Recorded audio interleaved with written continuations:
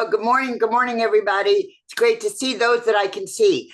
Okay, you're going to learn about me. I'm a MAPS coach. One of the things I love to do is webinars and I love trainings. However, I like to see your faces. I don't care whether your hair is done or whether you shaved today or not, but I'd love to see your faces if that's possible. And that would be awesome for me. It helps me a lot when I'm doing the training and talking to you so that I can see. And if you have a question, just either raise your hand or type it into the chat box. Tris, who is working with me, he'll help me look at the questions, or if it's something that's pertinent at that particular moment, just shout it out and I'll see if I can't answer you then. So I look forward to this morning. We have about a half hour to 45 minutes. It depends on whether I get long-winded or not, or whether we have questions. So I'm going to jump right in so that we can get started with this. We all know what's going on today, right? Well, first of all, I'm Dale Donovan B. I'm a MAPS coach. I've been in KW Commercial since 2010. I've been in the industry for over 35 years. So I'm what you call seasoned,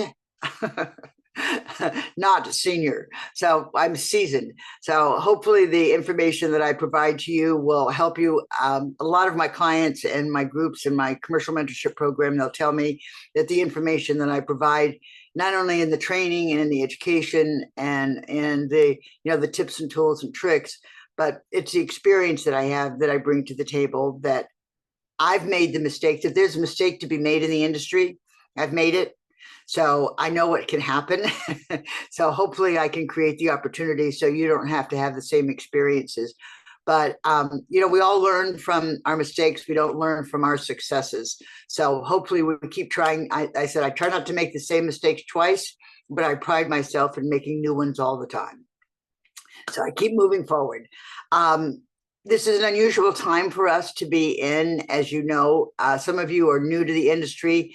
And as I said, I've been in the ups and downs. I've been in the recessions. I've been in the part recessions. I've been in all kinds of high markets, accelerated markets, anything that you can imagine. So I've experienced just about every kind of market that there is over the 35 years. So this is one of those markets where we have to be extremely cautious about who we're working with, and we have to find the people that are motivated. So there are those in the market that think that they can, that are trying to get into the market or want to be in the market, and they think that they can do this by coming in and out at the right time. Okay, they think, well, I've got to time this right. I got to do it at the high or the low, or depending on whether it's buyers or sellers. I think they can, plan this just right so that they're going to be successful. Then there's the other one, the other side, that is the marketing, and they feel that they're going to purchase the property if it works for them, that that eventually the timing will find them, and that they are going to be making money or they're going to be successful at it. And statistics prove that this is the best approach. That if you get into the market, do it. You don't have to wait for the interest rates. We got the election. We got this. We got that. They can come up with every excuse in the world. So what I'm going to help you with today is try to provide some tricks and tips and tools so that you do not have to be in a situation where you're trying to convince them to do something and you're wasting your time, because they don't waste your time. You waste your own time. So don't allow them. Let's set some standards in place so that you can identify the right buyers, sellers, and tenants, and that you can move forward quickly in the market. And this is one of my clients said yesterday. She said, "What I've got." I said, "What have you learned the most in the past couple of months in working with me?" She goes, "I learned that this is a marathon, not a sprint." So you have to hang in there and that's what commercial real estate is. It's a long-term market. I mean, a long-term approach to this game of commercial real estate. We're going to help you a little bit with that. Next slide, please, Tris. Looking for the problems to solve and the people to meet, you'll find what's motivated. A lot of times we're grasping at straws. We think that because we have to meet the bills, or we have to pay the bill, or we have to get this money in the bank, or we have to do this, we have to grasp at straws. And we are looking at a situation where we're not actually looking for the motivated. So we have to really take a lot of intentional position in this, and then we have to really go after the people that we believe in the transactions that we believe are going to be the best opportunity and the best probability to close for us. So you've got to be motivated to find the motivated. It's not easy. It's a job. It's an effort, but it does work and it does pay off. Time block. Oh, those are almost 4-letter words, aren't they? What I prefer to call it is organization of, how you go about looking for the opportunities that you're going to be working on. So you can call it time block, you can call it lead generation, you can call it business development. I don't care what you call it. You can even use bad names for it, but but it has to be part of your life. Lead generation, time blocking to find your opportunities, to do business development has to be part of your daily activities. If it's not, you will not be successful. That's just the bottom line. So you have to have that massive action in order to be able to do that. If you're targeted, and here's we'll get into a little bit more of this, who you go about, but if you're targeted, who you go after, you can do a lot more with the less activity. So, doing 100 dials or 100 calls in a day is not what I'm asking you to do. There's one of the strategies that I can tell you about. It's called a 5-2. It's 5 strategies, and you do 2 opportunities in each of the strategies a day, which gives you 10 calls a day and 50 contacts a week. So I can tell you a little bit more about that too. So it doesn't have to be this massive thing where you 100 calls a day or 50 calls a day. That's not it. Right now it's targeted. Get to know the people that you're working with in your sphere of influence. Target the people that you're going to go after. And that way, when you see what their problems are, you're able to identify what it is, and then you can solve them. Next slide, please, Tris. We're problem solvers. We're detectives. We're researchers. Being a broker doesn't mean that we're just in there doing buy and sell and leasing. It means that we're solving problems for these clients. All right. But you're only solving problems for the clients that are motivated to move forward. If they don't have the right timing, we used to say ready, willing, and able. Right? Ready, willing, and able. That was it. If you're ready, willing, and able, wow, that's great. You've got the money, you've got the timing right, you got all of this right, everything. You got all the support finances behind it. You've got your business plan. You've got all of these things all lined up, and we're ready to go. Right? There's a 4th element now. It's called expectations. If the expectations don't match the market, move on.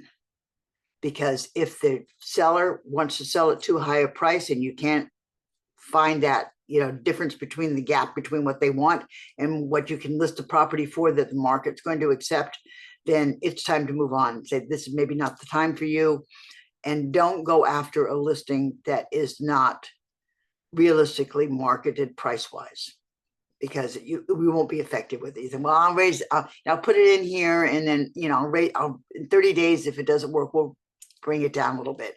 Some people, if they're very sophisticated in the business, they can do that if you don't price it too high. But my recommendation is don't do that. My recommendation is price it correctly to be able to market now, because we don't have time to wait in this market, and it has to be done right, because if not, somebody else is going to do it for you. They're going to market another property that's going to be right, and you're going to either lose that opportunity or have to move into another direction.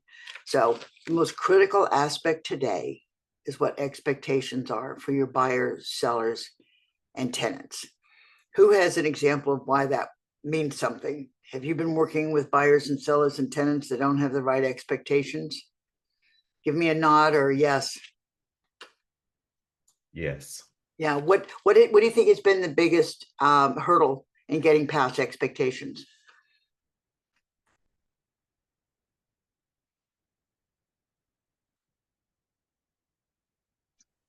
Walking away when they don't alter their expectations. That's the hardest part. Mm-hmm. A word of, just a word of experience here. You're really not walking away from a client. If their expectations are right, you don't have a client anyway.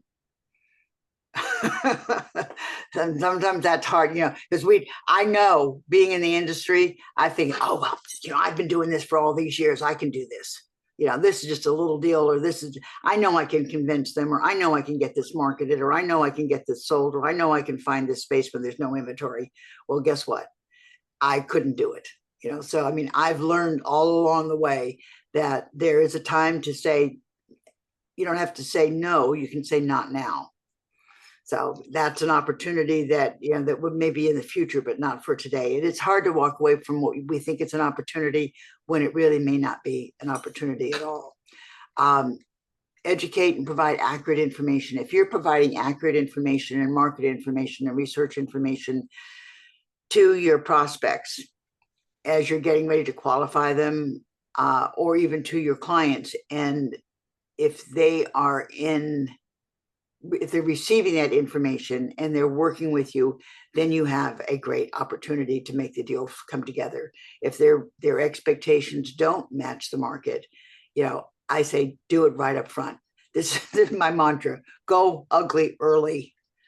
Figure out what's going on to begin with. Don't sweat it out to think, oh, well, I'll get them changed, or I'll get the price down, or I'll get this buyer to pay attention to, what the market is doing, and they can really, go ugly early. Find out what all the issues are. You don't have to be ugly about it, but your approach needs to be find out where the issues are first. That's what this means. Go ugly early. Find out what the issues are, where the problems are, identify those.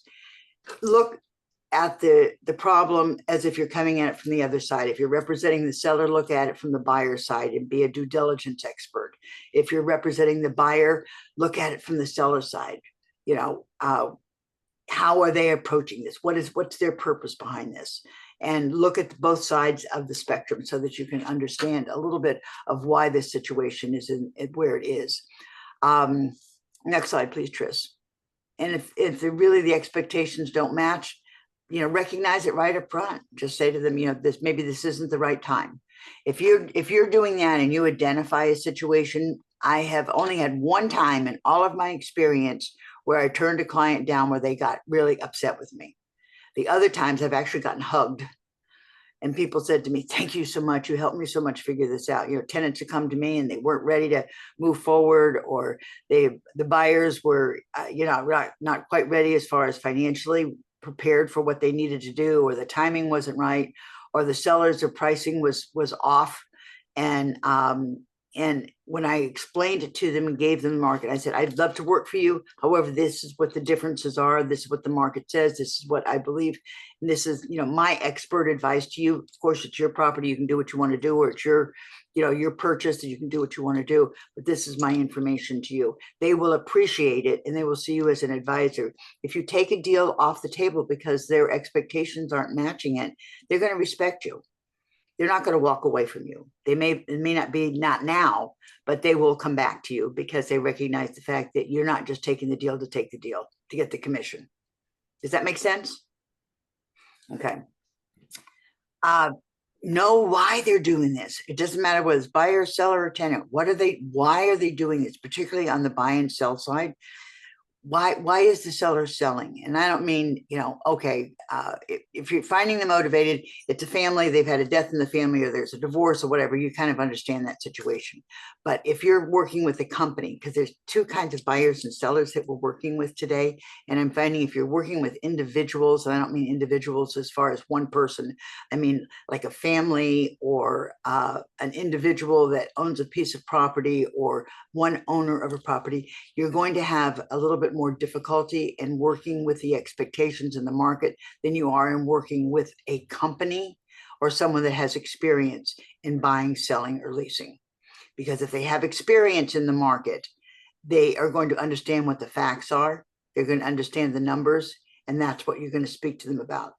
If they're doing this as an individual, a lot of times emotions will be driving them more. So, of course, money is always an emotional thing. They say, oh, commercial isn't emotional. Well, when you're dealing with money, it's very emotional. So, but if they're dealing in a situation where they're dealing in emotions, and it's the individual, and they got to talk to their brother or their sister or their family, or, they don't know whether they can make this decision or not, then you're dealing in a different environment.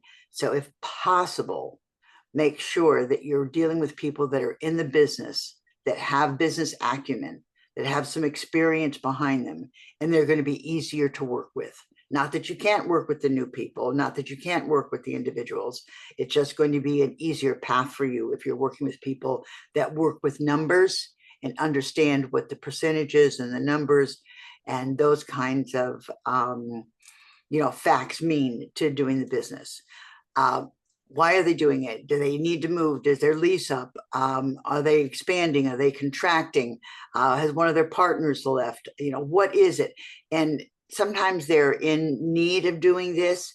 But if they come to you, also here's a but. I don't usually use but if they come to you and they said, I need this yesterday, be wary, because you're not working with someone that has business acumen. If they've waited to the last minute to get to you or to get to a broker, to a situation, you need to be extremely wary, because they don't have the business acumen to be able to have made that decision earlier on. So be cautious. I'm not saying you don't do it. I'm just saying be very cautious and be aware of that.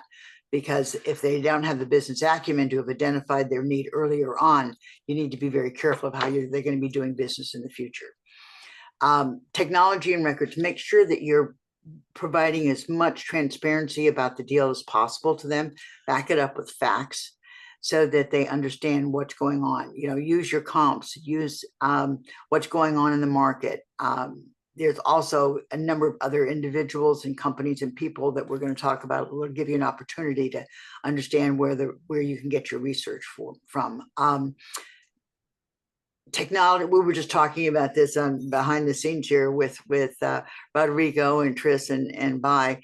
Technology today is just awesome. It can provide just tremendous information. But if we're always relying on technology, and we don't have it, then some of the basics, as I was saying, I created a contract early on in my career, boy, this is going to age me, on a 3-line Brother typewriter. That's how old I am. So it can be done. So sometimes you have to go back to the foundational things that make this business work. If the technology doesn't work, go back to the basics. Figure out how you can get the information. Figure out where the facts are. Go to the property accounting appraisers. Go to an engineer, an architect. Go to your GC. Go to a contractor, attorney. Find out where all this information is and have all the professionals around you that can help you identify what's going on with these transactions and how you can be able to be very transparent with your client so that you can get the deal done. And always being your due diligence upfront. Again, this is where Go Ugly Early comes in. Find out where the issues are. Find out where the problems are. Find out where the red flags are. Don't throw it under the carpet and say, oh, we'll deal with that later. Maybe that won't come up or whatever. Don't do that. If you see that there's an issue that needs to be identified, pull it out, talk to your client about it. If it's a seller, talk to your seller about it so that, very good point, Richard. I like that. What did he say? It's a technology. I'm going to pull it up again. Technology may change, but learn wisdom and relationship skills don't.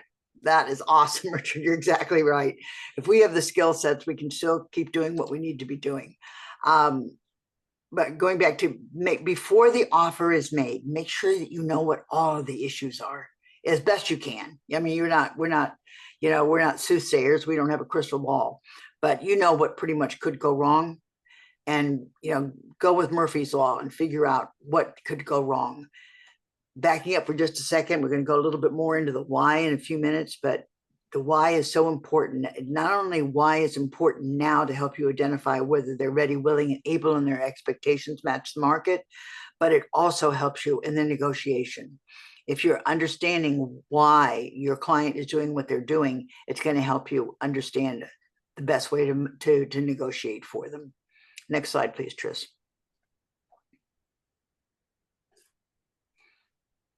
Market knowledge. Oh my gosh, this is the one that's going to make you stand out in the industry. Find out, learn every day, get information dropped on your desktop, go to networking events that are driven by market knowledge. Now, not just other brokers, events and that kind of thing. Find out what's going on in your local governments. Find out what's going on with the Economic Development Council. I'm going to open this up here so I can see a little bit better who's in this gallery here with me. We got a good number of people, side-by-side gallery. Let's see what we've got. How many people here have actually talked to, or drop it into the chat box, how many people have actually talked to or worked with your economic development councils?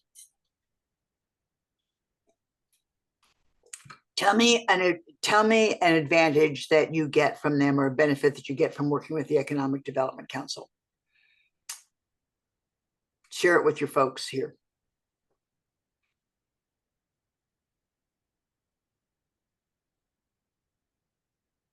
Do you get market knowledge?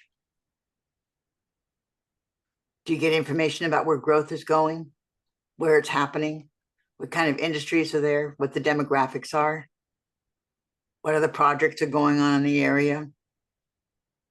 For us, Dale, like I'm in Phoenix, so we have big towns. So we have Queen Creek, we have Phoenix, we have Scottsdale. And when we get them together towards the end of every year, beginning of the year, they kind of tell us who they're looking to attract to and who they want in their communities and what they're looking for. And that's the biggest thing for us. Let me interrupt. Let me dig deeper into that. When you get together, what do you mean? So our economic development councils for each of these cities have open doors. So you can call them up, you can talk to their directors, you can invite them to do classes. So like this coming Monday, I think it's Monday or Tuesday, the Queen Creek Economic Development Council is coming to our realtor board for their weekly commercial class, and they're going to talk about this.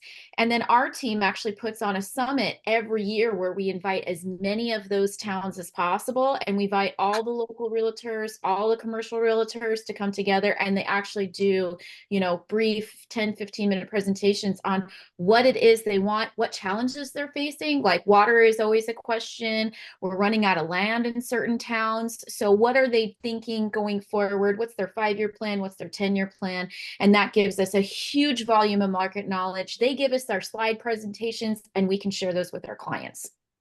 Awesome. Fantastic. Thanks, Jess. I really appreciate that.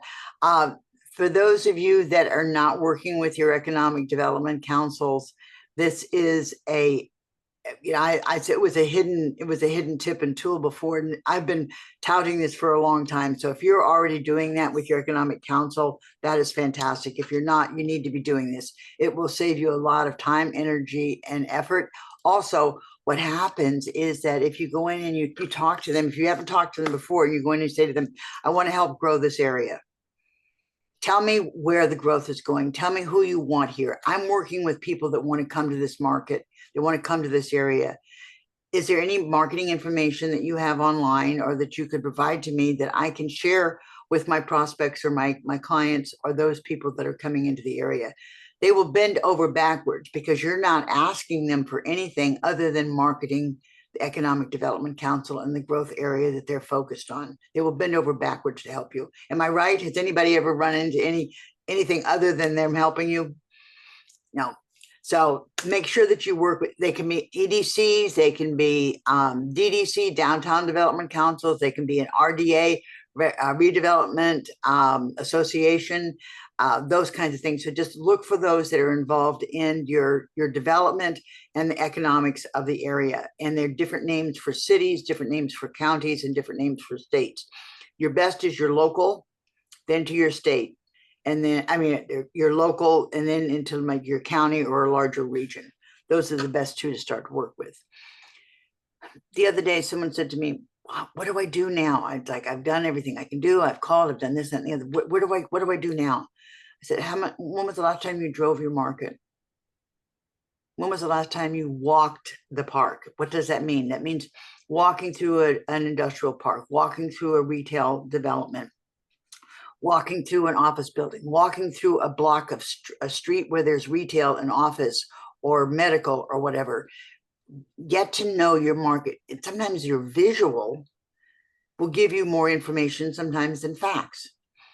And this is something I went into when I did the site selection process last week, is that when you're driving the market and you're looking at the properties, and you're looking at, at opportunities, you can tell whether this is the right market for whatever it is that you're looking for. Sometimes they don't need a really, fancy dancy market area. Sometimes they need an industrial market that may not have the, the best reputation. So that's okay if it's a trucking industry or something on that line. And it depends on the personality and the culture of the business or the company that you're working with.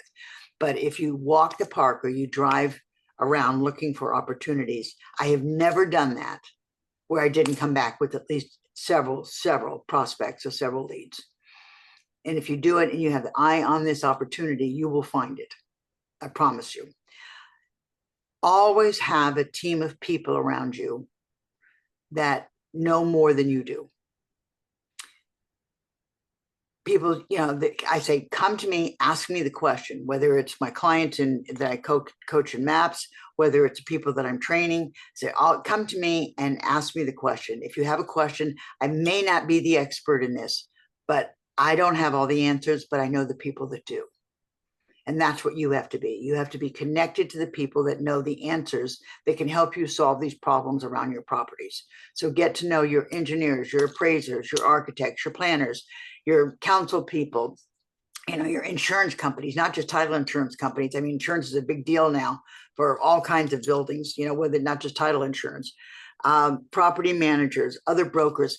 Get to know your lenders. This is the market that we need to be in, where your community banks and your regional banks and your credit unions are the people that you need to be in touch with, because they are the ones that are in your market, and they're the ones that are going to be more optimistic about what you need to be doing as far as lending or introducing your clients to it. Have a couple of people that you go to in the lending market and say, what's going on? What's your sweet spot? Some won't do commercial. Some won't do multifamily. Some won't do, other different types of properties. Some only want to do investment properties. Some don't want to do investment properties.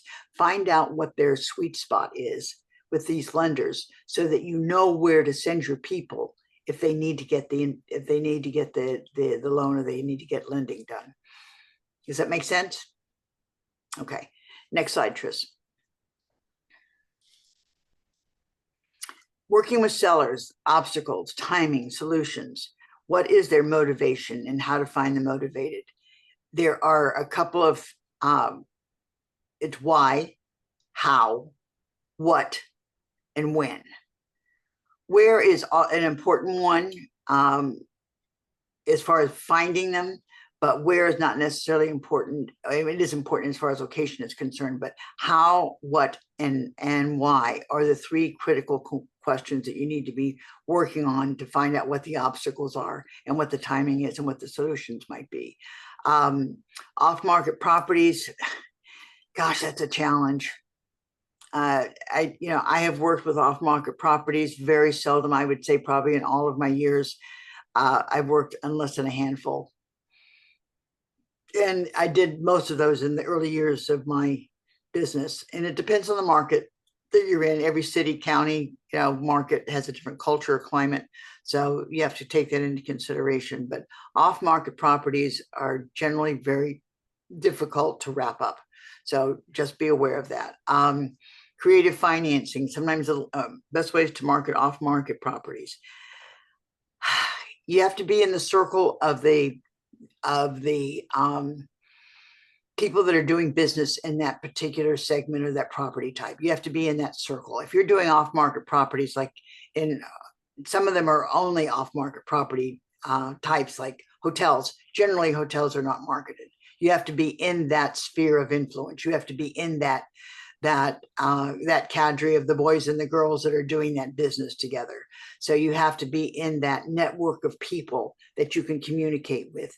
Marketing outside, marketing to outside, because usually your off-market properties, they don't want them marketed out there for various reasons. And so you have to have this circle of people around you that you're able to market that to. I hope that helps. Creative financing with your lenders, community and credit unions. Determine the sweet spot. Who does what? Who lends to what? I had somebody come to me the other day and they said, well, I talked to my lender and they don't do commercial lending. Then find another bank. Find somebody that does, find somebody that does that type of lending. I have a handful of lenders that I go to that are local and statewide and national. And I go to them and say, okay, what are you lending on now? What's your sweet spot? What do you want to lend on? And sometimes I'll focus my business on that because I want to go down the path that's oiled, the path that's a slippery slope in a good way. And so I find out from the lenders what they're lending on. So those are the things that I kind of focus on. They're going, oh no, I don't want to touch that multifamily anymore. It's like, oh my gosh, I don't want to do that. Okay. And that's one of the other things that multifamily is one of those commercial mortgage brokers. Commercial mortgage brokers are good. I prefer to have my direct contact with my lenders. I like that. That's just me personally. Because I like being able to call them up and get them on the phone and talk to them about what's going on. And it depends on the market you're in. If you're in a small city or secondary, tertiary market, it depends on what you need to be doing there. If you're in the larger cities and the primary cities, then you can go to your brokers and you probably get better opportunities. So it really again depends on the market that you're in. But thank you for that. Appreciate it. Next slide, please, Tris. Creative financing. Oh boy, we're getting really good with this now. Seller motivation. What is the deal structure? Making the offer, the letter of intent, the contract, exit strategies, seller motivation. Why determine strategies and benefits for both the buyer and the seller? We could go into examples, but I don't want to get into the weeds on this. You understand what I'm saying. When you understand, if you're understanding why that they're doing this, maybe the seller is selling the property and they have it totally paid off, so they'll be willing to do seller financing. They want the money to invest in a 1031. They want the money, they want the cash out because they're 87 years old and they know that they're going to, they don't want to have their family fighting over the property. There's all kinds of reasons for the seller motivation, but find out why. It will help you in your negotiations and will help you do the deal. Lease purchase we have done twice this year. Yeah. Very good. And always understand why they're doing this and what their exit strategy is. Just don't sell the property. Find out why they're selling the property. Do they want the money to invest in something else? Can you do a 1031? Can this be a double hit on a deal? What is the purpose behind all of this? And that will help you work with your transaction. It also helps you find other opportunities. Keep your eyes and ears open. Next slide, Tris. Oh, I'm glad I did rather than I wish I had. Oh, how many times have we heard that? Adapt this to your own terminology, make it yours, customize it, use this with your clients or your prospects. Say, do you want to be one of these people that said, gosh, I wish I had done that then? We never know what the market is doing unless we're looking in our rearview mirror. When is it going to be the highest? When is it going to be the lowest? We don't know that until we look in the past, until we look in the rearview mirror. Gary Keller has a wonderful analogy. He has a chart that he draws and he goes, okay, I'm talking to the client and I'm telling them, okay, when do you think the property prices are going to peak? And they go, and then he starts this. They go, oh, peak. Okay, so you're looking in the back, you're looking in the rearview mirror, and they say, okay, when do you think it's going to, start hitting the bottom? So he starts with this little mark, and he starts down, and then he start to go back up. They go, oh, there, it's in the past. You cannot determine. We don't have a crystal ball. We only know that the market changes in the rearview mirror.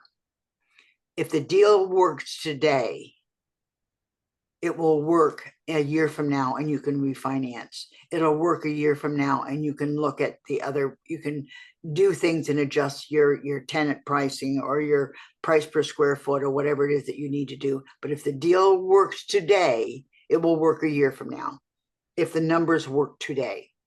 So make sure that you don't allow them to get into that. I wish I had rather than I'm glad I did.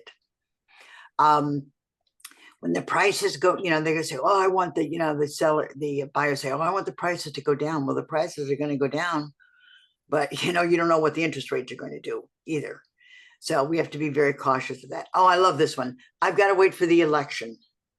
I hope none of you are dealing with that. But I hope none of you have that mentality. The election has nothing to do with this other than the perception of the people that are talking about it. I've been through a lot of elections, and things can go up and down, but then it comes right back to where the normalcy is, wherever that is in that particular market. So don't allow that election problem to be able to interfere in the making a decision. And it's only a couple of months off anyway. You want to be moving forward when that happens. Focus on their business needs and analyze their needs, not just looking at the dollar value. What is it they need the money for? Why do they need to sell? Why do they need to buy the property? What is it that they need as far as the leasing is concerned? Look at their needs analysis. That's going to help you identify it. Also, you develop such a trust with them when you start talking to them and they start talking to you about what they want. When you can get the clients, the prospects talking to you about what they want and talking about their business, when you end that conversation, if they've done most of the talking, they're going to turn and they're going to say, that was the best conversation I had with Peggy or with Daniel. I really enjoyed that conversation because they did most of the talking. Everybody loves to talk about themselves. Always remember that. Except I'm doing a lot of talking here because I'm trying to get through your training. Okay, next slide, please, Tris. Opportunities for tenants. There was one that I had on here for when the market was, on the tenant side. I put that one away because we're not on the tenant side right now. The market is definitely, the landlords can do pretty much what they want to do right now, except in the office sector. The office sector, that we've got some flexibility. But so there's always different ways that you can look at how you can maneuver your tenants and to get them to understand what's going on.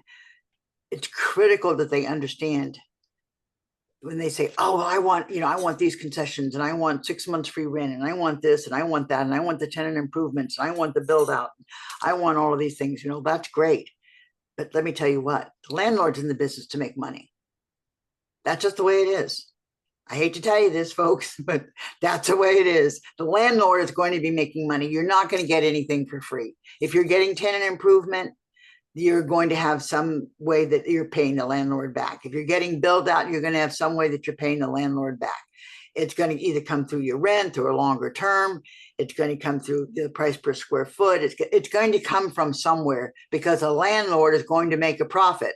Because if you were the landlord, that would be your business as well. So let the tenant understand that whatever they do, there has to be a balance between what they get and what the landlord gets, because there has to be this reciprocity between the two. Otherwise, there's no negotiation. And the landlord is always going to come out on top. You might be able to have kind of a par and equal situation, but if the tenant wants a lot, they're going to have a longer term lease. They're going to have to pay more money. They're going to have to do something that's going to supplement the landlord for the money that they put out up front. So make sure that your tenants understand this to start with, so that you don't have this on the back end with them. Well, I don't understand why the landlord, it's been vacant for a year, and I don't understand why they won't give me, blah, blah, blah. So, but the landlord's going to make a profit, and there's a reason that thing has been empty for a year. And they either got it on the books that way, or they're taking it as a loss because they have other properties or something is going on. The landlord's not stupid. They're not going to sit and hold a property empty for no particular reason. They're going to get that there's a reason for them doing it. They're either taking a loss on the property because they have profit on others, or something is going on. So just because a property is empty doesn't mean that the landlord is going to give you. Do I have a needs analysis format? Yes, I do. Or app or software tool you'd like to guide that? Yeah, I have a needs analysis. I have multiple ones. It depends on the type of property. My email address and my phone number are going to be on the end of this, and you can always reach out to me. Let me know. I have lots and lots of documents that I can share, guidelines, tips, tools, resources, all kinds of things that I share predominantly with my clients. But since you're on the call today, I'll be able to help to share something with you. So take my email address. Always text me first. Don't call me first, because I'm on a lot of different calls during the day. So text me first. Let me know when you want to talk, and I will arrange a time to communicate with you. Or if I can just text you back and send you something, I'll do that. But make sure I always have your email address too. look at some of the things that when the market is low, concessions are high. We're not in that particular market right now. Thanks, Tris. You just threw my stuff up on the in the chat box too. The market low, concessions high. We're not in that market right now, but those are some of the things you can look at for when we do get there. We're on the other side. Demand is high right now, and inventory is low, and incentives are low. So there are some things that you can do. You can get the free rent, you can get reduced rent, but if you're going to get free rent, understand if you've got a 36-month lease or a 60-month lease and you get free rent, they're going to add it onto the back. You're probably, if you're getting 6 months free rent, you're going to have a 66-month lease. All right. So there's always a way that the landlord is going to take it, that they are going to come out on top of the situation. It also can be to your advantage, not that you have to lose. It can be a win-win. All right. But just always know that there's going to be some kind of give and take in this situation. Reduce lease escalations. Okay, we can work on those. Signage costs. Who's going to put the signs up? What does that look like? What is that going to mean for you? Do you get the the signage out in front of the building? You get the signage on the building. What are the parking options? Is there enough parking for you? You have to pay for parking, all those kinds of things. So these are all ways that you can kind of look at where those negotiations are. So you have to know what all of the aspects are of the property that you're looking at. Next slide, please, Tris. Okay, find the motivated. You have to be motivated. And I'm going to ask a question rhetorically. How many of you put your lead gen at the priority of your list every day? I'll bet the hands aren't going to go ways up there. It has to be part of your priority. Daniel, I see you laughing. I see a number of you. Yeah, oh yeah, it's not up there. And lead gen doesn't have to be, it doesn't have to be a 4-letter word. It can be, business development. This is the way I'm making money. This is how I'm going to get to my goal. Don't see it as this, horrible situation out there where I've got to do these phone calls and they're going to tell me no and all this kind of stuff. This is an opportunity for you to contact your sphere of influence, for you to work with the people that you know. Right now, warm leads are the best. If you know them, you've done business with them, you've had a dead lead, they came to you before and you haven't done anything in a year, call them up on the phone and say, gosh, I am so sorry. I neglected to call you back, but here I am now. If there's anything I can do for you in the future, let me know. I'd be glad to help you. Here's what's going on in the market, blah, blah, blah. Don't be afraid to apologize for not being in touch. Your sphere of influence is your treasure trove right now. All right. If you've had people that have come to you in the past and they weren't ready, or you didn't follow up with them, put your ego aside, go back, find them, go look for them, talk to them. They generally, if they shut you down, they've shut you down. But if they accept it and you're able to find a new opportunity, think of the advantage you have. And you didn't take advantage of it because you didn't want to hurt your ego. You didn't want to get fussed at. Okay, that's silly. We're in this business. We're going to get fussed at all the time. Prioritize your lead gen, prospecting, create a system based on discipline and accountability. Go after and I mean low-hanging fruit by go after your sphere of influence first. Go after the people that you know. Go after the people that have done business with you. And I don't mean necessarily your vendors or the people, the attorneys and architects and all those kinds of things. I mean, go after the people that you've actually talked to that are the decision makers, okay? Block it out on your calendar. Block it out on your 411. I have a calendar on my computer. I have a calendar on my iPad. I have a calendar on my phone, and I have a print calendar. I use the bowl calendar, and they're all the same. All right. So I use this, and believe me, I time block, because if I didn't time block, it wouldn't happen. I didn't time block in the beginning of my career. I wish I had. Wish shoulda, coulda, woulda. But if you can time block, that's what you need to be doing. Not if you can time block. You can time block. You can control that. Have somebody that you talk to about it. Have a coach. Have a managing director. What does my time block look like? My time block is a little bit different now, but if you're in the commercial mentorship program, I do a day in the life of a commercial real estate agent, and there's like 3 or 4 different ways that I can show how you do a calendar in a day, what your time block can look like, what you need to be doing, Monday through Friday or Saturday and Sunday. So Commercial Mentorship Program is coming up in July 31st. So I show a lot of the information about what a day in the life of looks like. So that could be something you might be interested in. You have to be motivated. Have an accountability partner. I love the word not now. The words not now. Do you see that there's 2 no's at Daniel? Thank you. See you there. It'll be fun. I promise you it's going to be great. Say no or not now to anything else. Not now. If you're saying yes to something in your time block situation that is not your lead generation, what are you saying no to? Okay, if you're saying yes to something else, you're picking up the phone, you're answering it. Oh, I got to talk to this client. I got to respond to them. They got this problem. What are you saying no to? You're saying no to your new business. You're saying no to the opportunity of you building your practice. Because right now, we're working on 2025 business. Do you know that? Right now, we're working on the first quarter of 2025. There may be opportunities. 3 ways to look at your business. 3 to 6 months, immediate gratification. We can probably get that in right now. That could be leases. It could be smaller deals, existing properties, that are ready to go, that they're motivated to be able to sell the properties. Existing properties, development properties are not the answer for 2024. They will be for 2025. The second tier is 6 to 9 months. That's your middle of the road. That's going to take us into next year. Okay, that's going to take you into the first and second quarter of next year. Then you have your long-term deals, your bigger deals, your development deals, those that are going to take a while to get through the zoning process or take through the approval process, or the timing for the client or the prospect is in the next year or so. So make sure that you've got tiered. You've got your immediate gratification, 3 to 6 month business. You've got your 6 to 9 month business, and you've got your 9 months and longer business, because that's the only way you're going to have cash flow, unless you've got all of your business lined up in a pipeline that does that. Okay, not now. There's 2 words. I'm going to go back for a second, Tris. The word not now, there's 2 no's in that.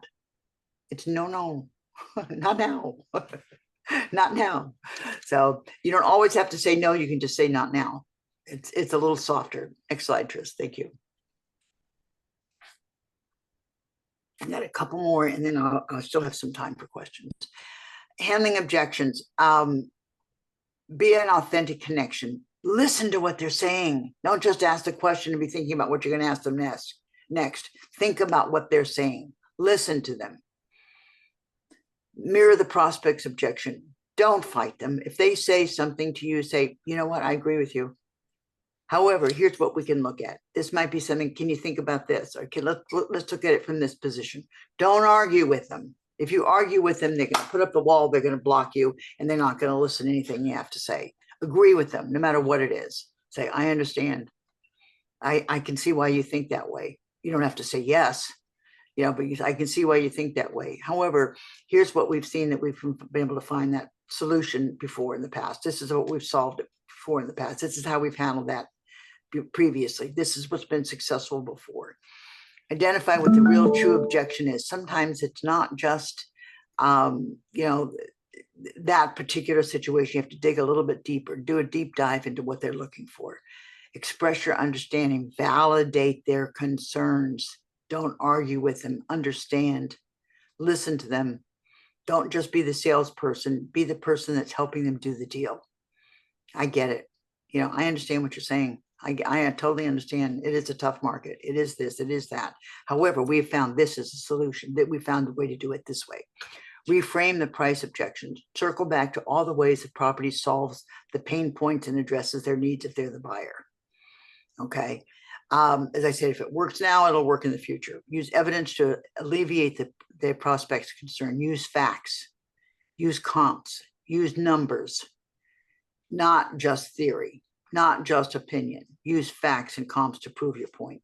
Follow up with open-ended questions. Why do you think that way? How is that? And if they give you an answer and you still don't have the answer, say why. say, well, I want to do this because blah, blah, blah. And then you say, well, why? And then they give you an answer and you go, and why is that? And then get at least 3 whys in, WHY, why, get 3 whys in, and it will make you wiser. You'll find out what's going on. Why, and why. They won't, you think, oh my God, they're going to know what I'm doing. They're going to see it. They don't, because they know that you're interested in what they're doing. So if you get 3 whys in, you're going to find out what the real reason is behind what their objection is. Next slide, Tris. Okay, a lot of information, threw a lot at you. First of all, before you have any questions, tell me if there's something of value that you're taking away today, that you're going to be able to use in your business.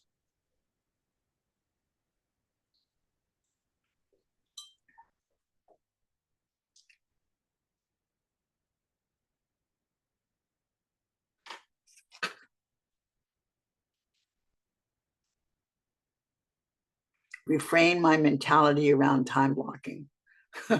Daniel, I'm going to love working with you. I love it. Yeah, a lot of what we're dealing with, don't argue with them, side with them instead. Oh, I like that. Yeah, and you don't have to, totally agree with them. Just say, I understand. I understand why you can feel that way. We've met that objection before in the past, and here's how we've solved it.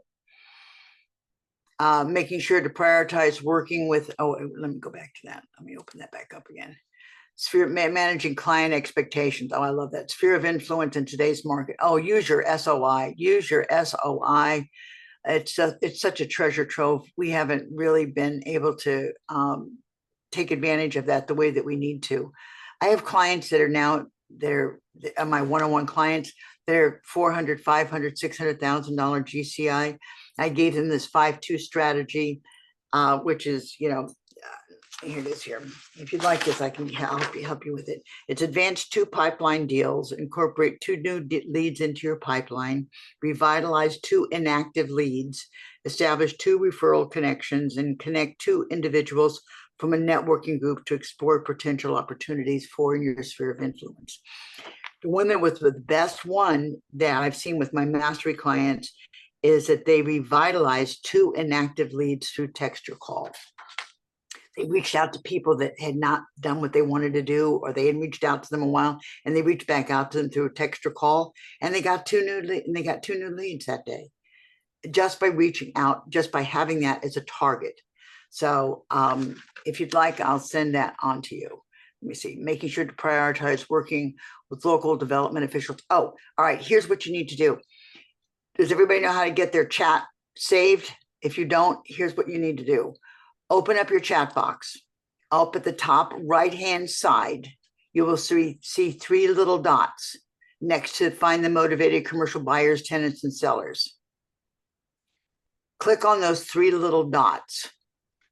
The first thing in the drop-down will be Save Chat. Click on that. And it will save your chat onto your computer. You have to go find it because it'll put it someplace, but you can go find it, okay? Unless you prioritize where to put it. But save the chat box so that you have all of these suggestions from others. You're going to learn a lot from other people, not just from me. So take advantage of some of these tips and tools that other people have brought you as well. Save the chat box for new messages. Let me see what those are.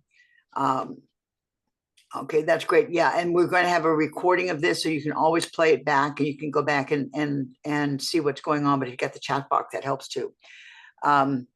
Start cuddling your sphere of influence. I like that. Cuddle them, kiss them, make them happy. All the insightful fundamentals you shared: mindset, time blocking, focusing on existing clients, engage third-party referral resources like EDC. That's good. Okay, Richard, talking with the Economic Development Department. Good. Managing client expectations, sphere of influence.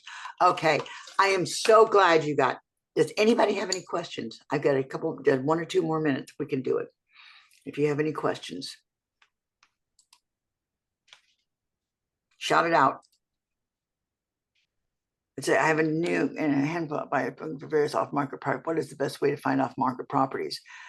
It depends on Cisco. It depends on the type of property it is. Are you part of KW Commercial, Cisco? Correct. I recently joined. Okay. Have you been in Circle, which is our, I started some of the training and I have seen some of the okay, posts coming here's through. what, yeah, okay, here's what you need to do. Go into Circle. For all the KW commercial, go into Circle, go to home, all right? Open it up. It's a chat box like you have in Facebook, okay? Go in there and say, and find out what type of property is it that you're looking for off market? Um, Multifamily, Okay, multifamily. All medical right, we have a buildings, multifamily. various types. Okay, we have a multifamily division. All right. They have masterminds once a month. They also have deep dives. And there's division leaders in each of the different property types that we have.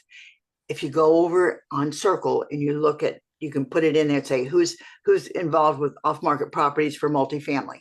Just throw it out there on the home page and see what happens. You can get a response. Also go over onto the events drop down. Look at that, and you'll find every prospect or property type: industrial, retail, office, development. What did I leave out? And retail, and look at those, and you can see where the people are that are doing those particular times. And there is a mastermind once a month on those. Get on those. That's the people that you need to be networking with, because they're the people that you need to be talking to about off-market properties. Does that I help? appreciate that. Yes, that's very helpful. Thank you. And if you need help with Circle, Cisco, let me know, because this is one of the best tools that we have inside. Speaking of mastermind, there was on email this week saying they are not being consolidated. Is that correct? Or you know that status? I don't know what you mean by consolidated. We were going to have one particular this week, I think it was, or this month, we were going to have a consolidation of all of them coming together and have an economic development for all of it for commercial real estate. So that may be what they were talking about. If you go into the Circle and you look at events, you can see what is going on, which division has it. And I don't think there's going to be a consolidation, because there's too many different types of properties. They may consolidate, one or two that come together that seem to have similar kind of aspects to them. So there may be two division leaders on one call or something like that. But more than likely, we're going to keep the divisions, in the property types that they're in. It was just this month. It was just the consolidation was just this month, because we were going to do an economic update. I think that's what it is. Okay. This is what if you are new to the industry, if you want to update your skill sets, I have a 18-session program that starts July 31st. If you sign, it's $199 a month. Very affordable. It's an hour and a half a week. All right, every Wednesday from 12 to 1:30 EDT time. It is filled with all the questions that you just asked me. I share documents. We discuss it. We mastermind. I do everything from what are the day in the life of a commercial real estate agent to closing the deal to obstacles. I have special guests that come on with me, and it's once a week for 18 sessions. Okay. We have some time off for mega camp and for commercial summit and those kinds of things. But if you sign up today, there's not Tris, put a link into the chat box, please, for the Commercial Mentorship Program for them to sign up. If you sign up today, you get a 15% discount. When you're registering, it'll say coupon code in the registration. Put in WEB, capital WEB 15, and you will get a 15% discount for the entire program. Okay. I've got people that have 20 years experience in it. I've got people that have, that are new to the industry, but I have it also set up so that nobody that's beginning is going to be overwhelmed, and no one that has been in the industry for any length of time will be bored.